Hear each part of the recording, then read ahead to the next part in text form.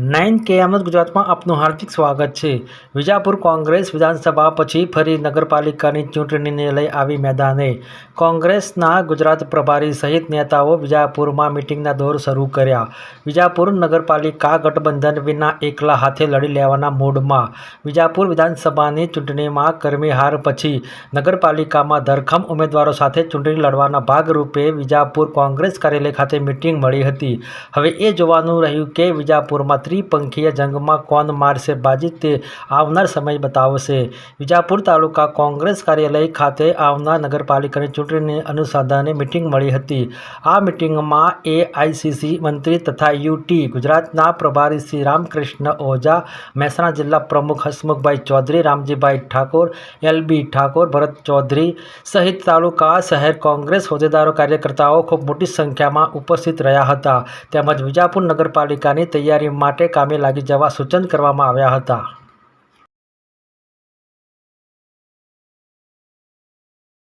આજે આગામી નગરપાલિકાની ઇલેક્શન આવી રહ્યું છે અને એમાં કોંગ્રેસ પાર્ટીના ઉમેદવારો નક્કી કરવા, સંગઠન મજબૂત કરવું અને નગરપાલિકા જીતવી એના પ્લાનિંગના ભાગરૂપે આજે અમારા જિલ્લાના પ્રભારી રામપ્રકાશ ઓઝાજી આવ્યા હતા, જિલ્લા કોંગ્રેસના પ્રમુખ આવ્યા હતા, પછી અમારા બંને ઉમેદવારો હતા, લોકસભા અને વિધાનસભાના હારેલા ઉમેદવારો પણ હતા અને અમારા તમામ ગામે ગામથી તમામ આગેવાન કાર્યકરો પણ અહીંયા હાજર હતા।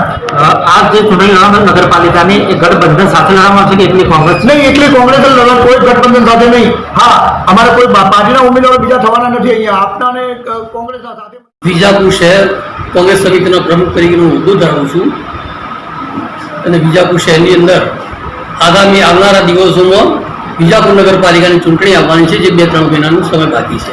કયા મુદ્દાઓ લઈને નગરપાલિકા ચૂંટણી લડવામાં આવશે? વિજાપુર નગરપાલિકાની પરિસ્થિતિ અત્યારે બહુ કથળી ગયેલી પરિસ્થિતિ છે। હાલની તારીખમાં માજી કોર્પોરેટર જે હતા તેઓએ ખૂબ ભ્રષ્ટાચાર કરેલો હતો, ખૂબ જ અધોગતિ તરફ વિજાપુર નગરપાલિકાને લાગી હતી છે। આજની તારીખમાં વિજાપુરની અંદર જ્યાં જુઓ ત્યાં ખાડા, ટેકરા અને દર વર્ષે ગ્રાન્ટો મળતી હોય, દર વર્ષે ભૂતકાળની અંદર ગ્રાન્ટો મળી, આ વર્ષે પણ ગ્રાન્ટો મળી। એ ગ્રાન્ટો કઈ જગ્યાએ કોની સ્થળે વાપરી એ બી આજે જાણ મળતી નથી। 5 થી 6 વર્ષ પહેલાં વિજાપુરની અંદર 2 કોમર્શિયલ કોમ્પ્લેક્સ બનાવેલા છે, જેની હરાજી આજ દિન સુધી સરકાર નગરપાલિકા કરી શકતી નથી। પરિસ્થિતિ ત્યાં સુધી આવીને ઊભી છે કે વિજાપુર નગરપાલિકાનો હદ વિસ્તાર આજની તારીખમાં 3 કિલોમીટરનો છે। આનો ડેવલપ કેવી રીતે કરવો એ પણ વિજાપુર નગરપાલિકા કરતી નથી। વિજાપુર નગરપાલિકા ખાડેલી નગરપાલિકા છે, જ્યાં જુઓ તો ખાડા, ટેકરા અને જ્યાં જુઓ તો કીચડ, અને આ લોકોને રજૂઆતો કરીએ ત્યારે રજૂઆતોની અંદર પરિણામ કંઈ મળતું નથી, વસ્તી જાય પરત આવે। એટલે પરિસ્થિતિ એવી છે કે નગરપાલિકાની ચૂંટણી અમે સંગઠન કરી સારી રીતે લડીશું અને સારા ઉમેદવારો ઊભા કરીશું। સજ્જન સમાજની અંદર ગવાતા મુખ્ય મુદ્દાઓ કયા રહેશે? મુખ્ય મુદ્દાઓ કયા છે નગરપાલિકામાં? મુખ્ય મુદ્દામાં પહેલા તો પીવાના પાણી જે 2 દિવસે આપવામાં આવે છે, 1 દિવસે આપવા માટેનો પ્રયત્નો કરીશું કે રોજે રોજ પાણી મળે। બીજો એક મુખ્ય મુદ્દો એ ગમે ત્યારે ગમે તે રીતે ટેક્સ વધારો કરતા હોય છે એની અમે સમીક્ષા કરીશું। એ ટેક્સ ઉપર સમીક્ષા કરવાની અમારી ખૂબ ફરજ પડે છે, કારણ કે ભારણ પુષ્કળ છે અત્યારે। બીજું, નગરપાલિકાની આવકના જે સોર્સ છે, સાધનો છે, એના માટે અમે એક વ્યવસ્થા ઊભી કરીશું। નગરપાલિકાની અંદર હાલની પરિસ્થિતિ એવી છે કે જગ્યા છે કે ખર્ચ આપણે કોઈ મેળવી શકીએ। નગરપાલિકાના આ ગઈ ટર્મમાં ચૂંટાયેલા જે સભ્યો હતા એમણે આના ઉપર કોઈ ધ્યાન આપેલું નથી।